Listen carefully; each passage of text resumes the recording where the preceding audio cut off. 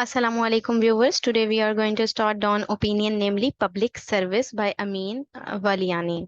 Public service में यहाँ पर राइटर लिख रहे हैं कि ये पब्लिक सर्विस होती है कि जितने भी ब्यूरोक्रेट्स हैं और इस मुल्क को संभालने वाले हैं, ठीक है, तो उनकी ये जिम्मेदारी है, ये रिस्पॉन्सिबिलिटी है कि वो स्टेट में मौजूद जितने भी ह्यूमन बींग सरवाइव करते हैं उनकी प्रोटेक्शन करें। और सबसे मेन मकसद ही यही होता है कि उनको उन तमाम सिटीजन्स को प्रोटेक्शन और सिक्योरिटी जो है वो प्रोवाइड की जाए। मगर अब जो सिचुएशन है वो कहाँ पर जो है वो थोड़ी सी चैलेंजिंग हो गई है कंट्री के लिए, या फिर जितने भी इंस्टीट्यूशंस कह लें आप, या फिर जो है वो सर्विस देने वाले हैं उनके लिए कहाँ पर चैलेंजिंग सिचुएशन पैदा हो रही है, इस आर्टिकल में हमें देखने को मिलेगा। हम इसको स्टार्ट करते हैं।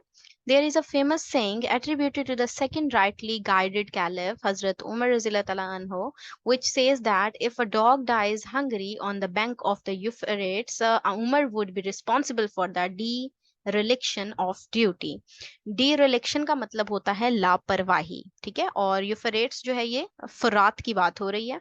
तो यहाँ पर राइटर कह रहे हैं कि ये फेमस सेइंग है जो एट्रीब्यूट करके दिखा रहे हैं सेकंड जो कैलिफ हैं हजरत उमर, उनकी तरफ कि अगर एक कुत्ता भी भूखा मर गया है ना फुरात के दरियाए फुरात के किनारे, तो उसके मरने की, उसकी मौत का रिस्पॉन्सिबल यानी जिम्मेदार जो है वो हजरत उमर यहाँ पर अपने आप को करार दे रहे हैं।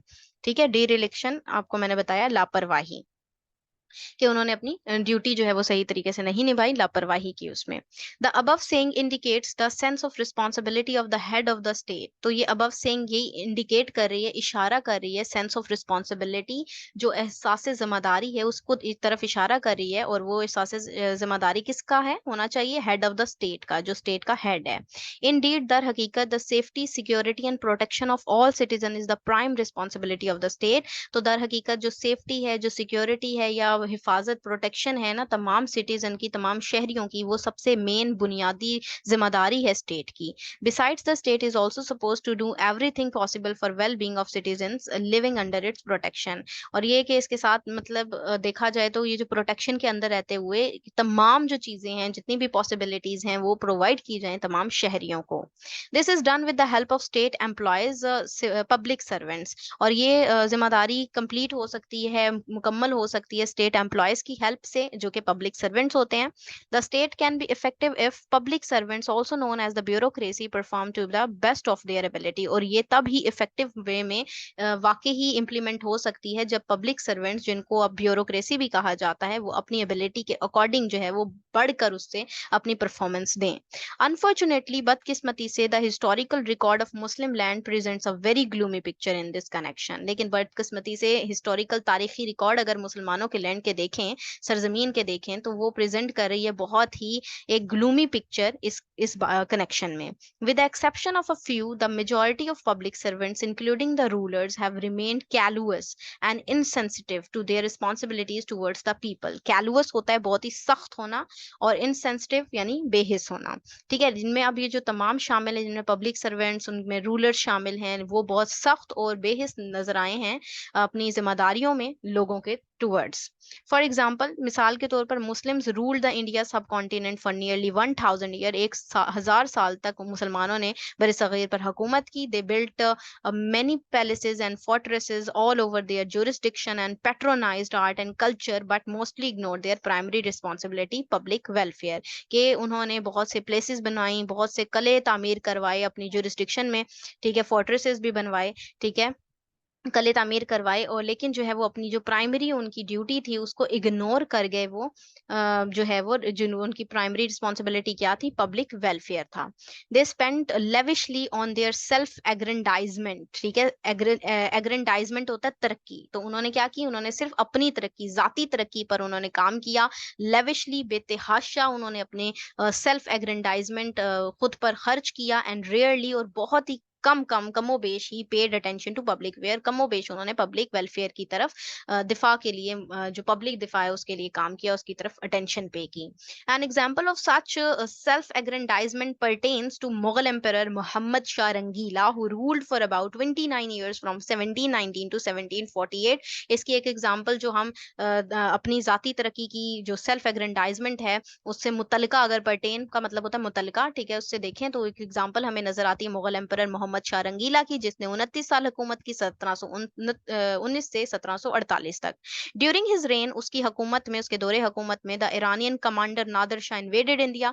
तो नादिर शाह आता है, ईरानियन कमांडर होता है, इन्वेड कर जाता है इंडिया में, but the emperor seemed least concerns about the public security. लेकिन वहां का जो एम्परर होता है, यानी कि रंगीला की बात कर रहे हैं, मोहम्मद शाह रंगीला की, वो बहुत ही कम जो है वो कंसर्निंग होता है पब्लिक सिक्योरिटी के हवाले से। His advisers kept him updated but he did not bat an eyelid. उसके एडवाइजर्स जो नसीहत करने वाले होते हैं उसको बहुत ज्यादा अपडेट्स देते हैं इस बारे में कि इन्वेड कर गया ईरानियन कमांडर यहाँ पर, लेकिन वो अपनी पलक भी नहीं झपका था। While the Iranian army was fast approaching, के साथ उसे था कि ईरानियन जो आर्मी है वो बहुत तेजी के साथ अप्रोच कर रही है, आ गई है। एज द एनेक्डोट गोज, और कहानी, एनेक्डोट कहानी की बात हो रही है यहाँ पर, जिस तरह से आगे चलती है, ही यूज टू से हनूज दिल्ली दूरस्त। ठीक है, इसमें यहाँ पर वो कहता है Delhi is still far away, कि जो दिल्ली है वो अभी दूर है। His army and bureaucracy were in complete disarray. Disarray होता है बेतरतीब होना, बिखरा हुआ होना। उसकी आर्मी और ब्यूरोक्रेसी मुकम्मल तौर पर बेतरतीब होती है। एज अ रिजल्ट, इसके नतीजे में क्या होता है, Nadir Shah invasion was followed by the looting and plunder of Delhi. Looting यानी कि लुट जाना, प्लंडर का मतलब भी लुट जाना। ठीक है, यहाँ पर दिल्ली जो है इसके नतीजे के तौर पर लुट जाती है। Nadir Shah took away immense riches. Nadir Shah जितना हो सकता है, जितने भी रिचेस होते हैं वहां पर उनको ले जाता है, including the Kohinoor and the peacock throne, जिनमें कोहिनूर और पीकॉक थ्रोन शामिल है। The job of public servant is a sacred trust. जो जॉब ऑफ पब्लिक सर्वेंट है वो बहुत ही सेक्रेट, बहुत ही मुकद्दस, उस पर यकीन होता है। The episode underlines the importance of public servants ascertaining problems in a timely fashion and making the right policies accordingly। तो एपिसोड जो है, ये जो आपको कहानी सुनाई गई, राइटर कह रहे हैं, तो ये अंडरलाइन करी है, बहुत ही इंपॉर्टेंस दिखा रही है, अहमियत दिखा रही है पब्लिक सर्वेंट्स की। ठीक है, यहाँ पर आपको कि ए सर्टन करी, आपको प्रॉब्लम के हवाले से बता रही हैं कि जितनी भी प्रॉब्लम्स होती हैं उनको उसके अकॉर्डिंग, पॉलिसीज के अकॉर्डिंग जो है उसको टैकल किया जाना चाहिए। We need to learn from history which provides many learning points. तो हमें अपनी हिस्ट्री से, तारीख से सीखना चाहिए, जिस जो हमें बहुत से लर्निंग पॉइंट्स देती है। The public servants who are employed by the state to run day to day affairs to government carry heavy responsibility. Public servants जो हैं, जो कि एम्प्लॉयड हैं स्टेट के, ठीक है, और डेली जो अफेयर्स होते हैं डे टू डे गवर्नमेंट के, वो उनके ऊपर जिम्मेदारी आयद होती है कि वो उनको देखें। Their job is a sacred trust. उनकी जॉब जो है वो मुकद्दस यकीन पे है। Which does not allow them to be careless. जो उनको इसके अलाउ करती है कि वो बिल्कुल भी केयरलेस ना हो। Being custodian of the state, तो कस्टडियन होने के नाते, मुहाफिज होने के नाते स्टेट के, they are socially, morally and religiously duty bound to ensure public safety and welfare. तो वो मुआशरती तौर पर देखें, मॉरली देख लें आप, उनको मजहबी तौर पर देख लें, तो वो बाउंड होते हैं कि वो इंश्योर करवाएं पब्लिक सेफ्टी और वेलफेयर को। Sometimes they have to work under acute pressure in a charge and polarise political environment. अक्सर औकात ऐसा भी होता है कि उन्हें बहुत से प्रेशर के अंदर और पोलराइज्ड पॉलिटिकल एनवायरनमेंट में काम करना पड़ता है, but have to maintain professional discipline. लेकिन उनको मेंटेन रखना होता है अपने प्रोफेशनल डिसिप्लिन को, इंटीग्रिटी यानी अपने इत्तेहाद को, ठीक है, और सिंसेरिटी को, अपनी इंडिपेंडेंस को, while discharging there official duties, जब वो अपनी ड्यूटीज निभा रहे होते हैं उस वक्त। Pakistan is an Islamic republic and serving Pakistan is akin to fulfilling the divine trust. ठीक है, अमानत। तो पाकिस्तान एक इस्लामिक रिपब्लिक है, और पाकिस्तान के हवाले से देखें तो उसको फुलफिल करना है डिवाइन ट्रस्ट को, यानी अमानत के तौर पर उसे ये कंट्री दिया गया है। Allah says, O you who believe, betray not Allah and his messenger, nor betray knowingly your trust in। ठीक है, यहाँ पर वो कह रहे हैं कि अल्लाह ताला फरमाते हैं ना कि जो यकीन रखते हैं तो वो बेट्रे ना करें, धोखा ना दें अल्लाह और उसके मैसेंजर को, और जो है वो ट्रस्ट रखें। ठीक है, और जो धोखा दे रहा है वो उनको अल्लाह ताला जो है वो देख रहा है। In Islam every individual is answerable to Allah, therefore public servants need to keep this admonition in mind.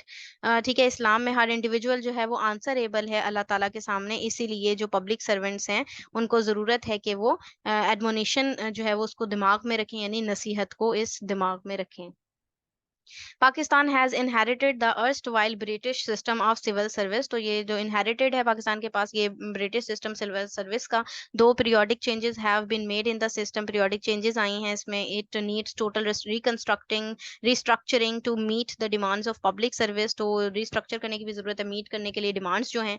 In 2006 the government constituted a national commission on government reforms. तो 2006 में गवर्नमेंट ने एक कंस्टिट्यूट की थी, तश्कील दी थी नेशनल कमीशन गवर्नमेंट रिफॉर्म्स पर, task with producing an analysis and recommendations on how the government, its institutions and infrastructure could become more effective to meet the social, economic and political challenges that Pakistan faces. तो उसका यही काम था कि वो analyse करें, recommendation देखें, कि इंस्टीट्यूशन का काम पे देखें और इंफ्रास्ट्रक्चर पे देखें कि किस तरीके से इफेक्टिव हैं वो, क्या वो सोशल, इकोनॉमिक, पॉलिटिकल चैलेंजेस जो पाकिस्तान को जिसका सामना है उसको मीट कर रहे हैं, उससे कोप कर रहे हैं या नहीं कर रहे।